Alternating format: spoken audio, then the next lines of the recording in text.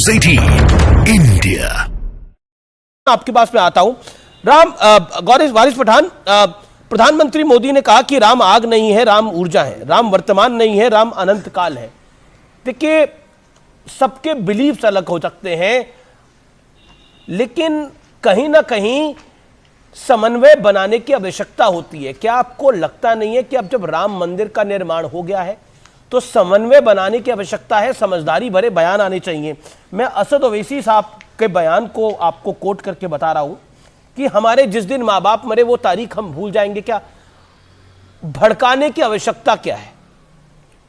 क्या इससे ज्यादा वोट मिल जाएंगे? नहीं, भड़काने वाली बात नहीं है, हकीकत बताया उन्होंने। असद साहब ने ये कहा कि जो विपक्ष पार्टी हर चीज की बात कर रही है, 6 दिसंबर को क्यों याद नहीं कर रहे? 6 दिसंबर जो हमारी नजर में काला दिन है डेमोक्रेसी जो हिस्ट्री की, तो इंडिया में हमारी बाबरी मस्जिद को धोखे से शहीद कर दिया गया। उसके बाद में सुप्रीम कोर्ट ने आस्था की बुनियाद पर फैसला दिया और अब राम मंदिर बन गया, प्राण प्रतिष्ठा हो गई।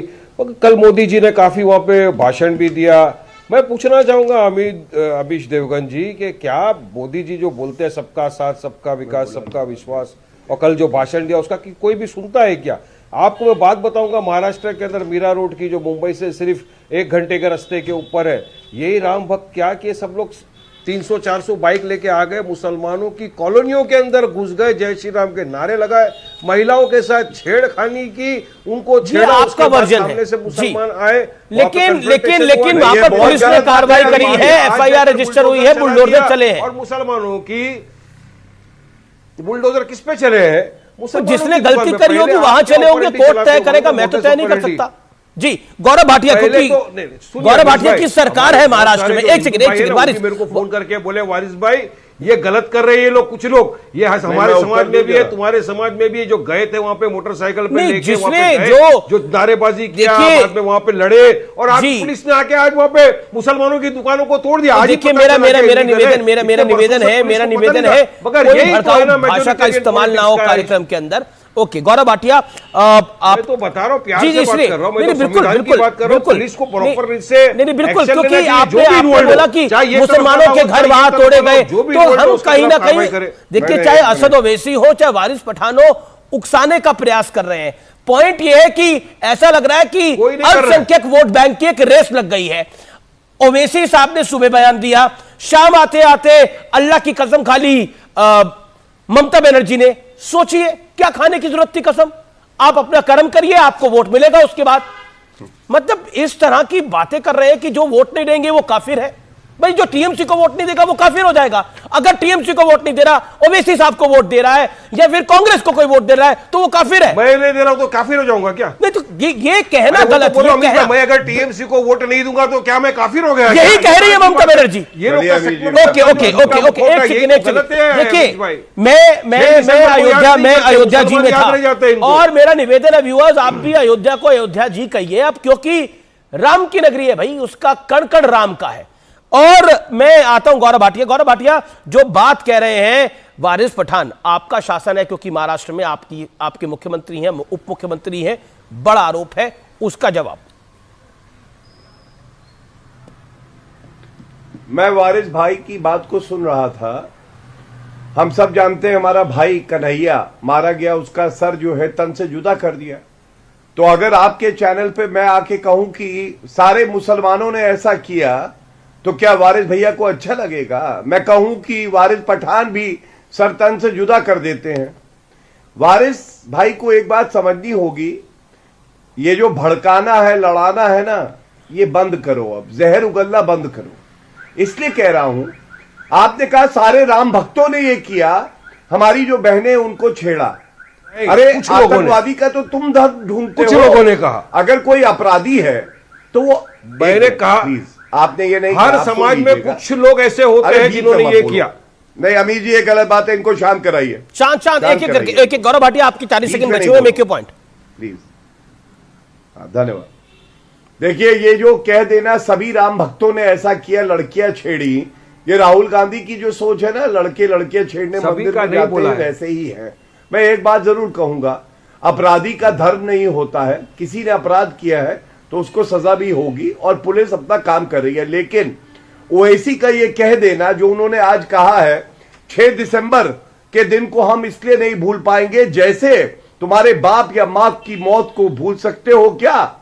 तो मैं कहना चाहता हूं, किसी का बाप और किसी की मां अगर गलत करे और वो दूसरों के मंदिरों को तोड़े, अगर वो गाली दे, भ्रष्टाचार करे, तो भैया ऐसी मां और बाप को तुम तो याद करोगे, लेकिन जो मोहल्ला होगा वो कहेगा कि ठीक ही हुआ है। सर्वोच्च न्यायालय का फैसला आया, ओवैसी जी क्यों नहीं मानते हैं? क्या कोई बताएगा मुझे क्यों ओवैसी जी ये भड़काऊ भाषण देते हैं? और जवाब वारिस पठान का जवाब ओके गौरव, एक पंख से कम है, लेकिन उसके बाद अरे भाई सर्वोच्च न्यायालय का फैसला, सर्वोच्च न्यायालय का जो फैसला आया वो तो आस्था की बुनियाद पे आया। सर्वोच्च न्यायालय ने तो उसमें भी ये भी कहा कि जो मस्जिद को डिमोलिश क्रिमिनल एक्ट था, तो उसमें बीजेपी दी गई अपील के अंदर फिर से सजा नहीं कराई। सर्वोच्च न्यायालय ने तो ये भी कहा कि वहां पे कोई टेंपल नहीं था, कोई प्रमाण नहीं मिले कि टेंपल को तोड़ के मस्जिद बनाई गई। अब मेरा टर्न, अमीश भाई इनको बंद कराइए, इनको रुकाइए अमीश भाई। गौरव रुकाइए, मैं कैसा खामोशी से सुन रहा था। और गौरव भाटिया, आपने मेरी बात का जवाब भी नहीं दिया। मैंने ये नहीं कहा कि सब लोग ऐसे हैं, हर समाज में कुछ ऐसे तत्व होते हैं। आपने और कहा इतना बड़ा दिन था हमारे भाइयों के लिए, इतने बड़े दिन आप मोटरसाइकिल लेके जाओगे वहां पर, जहां पर एक भी नॉन मुस्लिम नहीं है, मुसलमानों को जाओगे बस्ती में, नारे लगाओगे, कुछ महिलाओं को छेड़ोगे, उसके बाद महाराष्ट्र में पुलिस आपकी, सरकार आपकी, आए क्या बुलडोजर से उनकी दुकानों को तोड़ दोगे। ये कहाँ का इंसाफ है, ये कहाँ का न्याय है? आप अगर मारेंगे तो कोई सामने जाके सवाल भी नहीं करेगा क्या? सवाल करने के ऊपर सजा हमको, हाँ, और वहां पे कुछ नहीं। ये कौन का न्याय है? ठीक है गौरव का जवाब। और देखिए, मेरा निवेदन है, मैं हमेशा कहता हूं, मोहल्ले किसी के नहीं होते, मोहल्ले किसी के नहीं होते, मोहल्ले सबके होते हैं। कोई मुस्लिम मोहल्ला नहीं है, कोई और मोहल्ला नहीं है, मोहल्ले तो सबके हैं। मैं आपको इसी बात सबके, कोई कहीं जाए, लोकतंत्र है इस देश में। सोसाइटी में घुस गए, जी लोकतंत्र है इस देश में। मिल्लत नगर फलाने का मोहल्ला है, ढमकाने का मोहल्ला है। एक युग मिल्लत नगर का सोसाइटी के गेट था पे चले गए मोहल्लों वाला, लेकिन अब ये युग नहीं है वो मोहल्लों वाला, अब ये युग है सर्वधर्म वाला। इसमें कोई किसी का मोहल्ला नहीं है, सबके सारे मोहल्ले जी।